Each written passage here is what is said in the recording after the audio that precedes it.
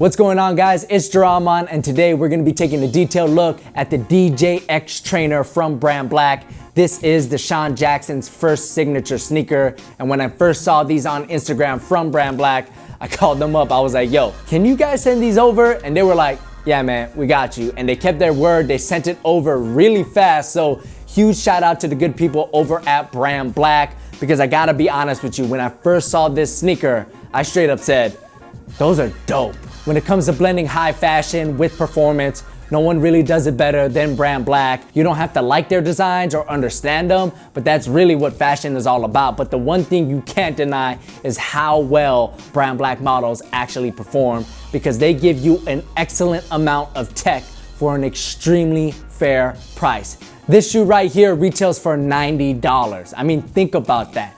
$90 and you're getting one of the best foam cushion setups on the market today, and that is full-length Jetlon foam. Not just in the heel, not just in the forefoot, but full length. And if you're not familiar with Jetlon, it kind of reminds me if Micro G and Bounce had a baby. It's responsive, but you're gonna get a lot of impact protection and feedback. The one con to it, for me at least, is that it doesn't really feel stable, but that does not take away anything from Jetlon, because it is one of the most comfortable foams that I've ever used. Another thing that makes the DJX such a comfortable model is the insole. It's nothing crazy, it's just standard, but the heel design is really scooped out, so it's gonna give you that seamless heel cup experience similar to Speedform. It's kind of hard to explain, but once you slip your foot in it, you're really gonna tell the difference, and it's just gonna make the DJX that much more comfortable. Now, the upper on the DJX is a uni-body construction somewhat similar to the KD9. It's all one piece, and the materials that are used on the DJX are just rubber. And even though it looks like what the Kobe 7 or even Curry 2.5 use, the materials on this model are far more softer than those other two. So soft, in fact, that the medial midfoot juked me out because I thought it was actually leather.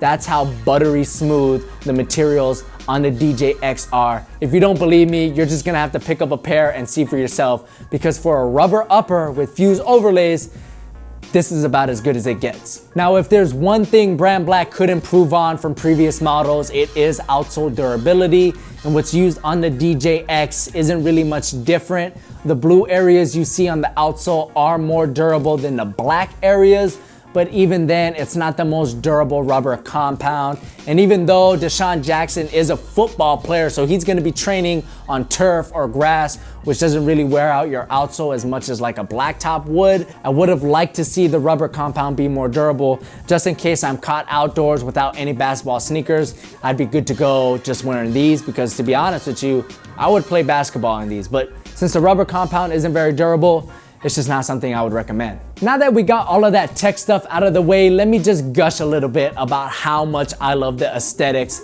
of this sneaker. The logo right there on the tongue, which kind of feels like nubuck or suede, is great. It's an 11, but it also looks like a D. Usually these type of logos come off corny, but for some reason, I'm really digging this one. The super duper low cut with the high heel and tongue really give off that fashion vibe, while the sculpted midsole looks extra crisp and fierce with perfect BrandBlack logo placement, and the crisscross line design all along the upper is great as well. Obviously, this is the black on black colorway, but there's a white on white colorway that's fire, a gray colorway that's fire, a blue and white colorway that's fire. And could you imagine an all maroon colorway of this model, or even a Washington Redskins colorway with a little bit of metallic gold?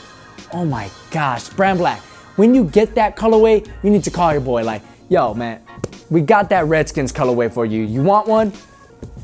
Yeah, send those over like yesterday. All right guys, that pretty much takes care of everything I have to say for the DJX. I'm really digging this model. If you couldn't tell already, I think they look pretty dope on feet. And as always, BrandBlack comes correct with the tech.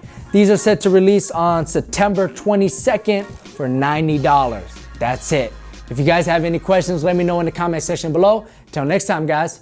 Peace. That sculpted area with the line design is definitely more firm than the smooth part of the midsole, which ironically has charged foam branding. Next up, we're gonna talk about the cushion, and both the Crazy Explosive and Rose 7 use Boost foam, but only one of them feels like Boost. And if I had one chance to show someone what Boost is capable of, I would slip their foot